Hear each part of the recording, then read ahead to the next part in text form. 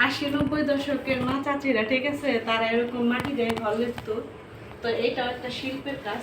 এই অভিজ্ঞতা আসলে আগেকারের মানুষ যারা তাদেরই আছে, কিন্তু এই 10 থেকে 25-এর পোলাপানের মনে হয় অতটা অভিজ্ঞতা নাই বলে মনে হয়। 10 থেকে 25-এর পোলাপান মনে হয় না এরকম মাটি দিয়ে ঘর লেখে। আমরা আগে আসলে স্কুলে এরকম মাটি দিয়ে লেখতাম, ঠিক আছে। মসজিদে অনেক মানে মাটি আনতাম, মাটি এনে মসজিদ লেখতাম, স্কুল লেখতাম। আজকে ঘর লিখতেছি।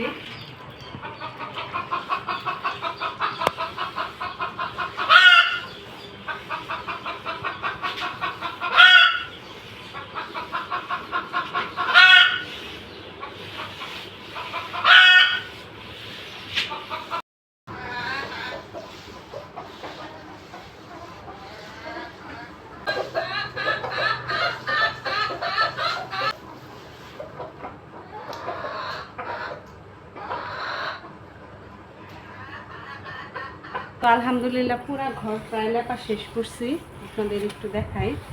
তো মোটামুটি পুরাটা শেষ হয়েছে মাশাআল্লাহ। তো আমার লেপাটা কেমন হয়েছে আপনারা একটু দেখে বলেন। ওইখান থেকে শুরু, দেখেন একটু ঘুরায় দেখাই। তো এইদিকে পুরাটাই লিখছি, ঠিক আছে।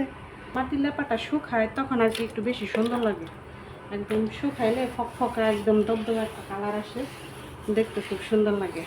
তো ফাইনালি আমার মাটির ঘর লেপা শেষ। দেখেন এই যে পিছনে একটু তাকিয়ে দেখেন, তাকিয়ে দেখলেই বুঝতে পারবেন। তো আপনাদের একটু ঘুরিয়ে দেখাই। এই তো একদম পিছন সাইড, ঠিক আছে।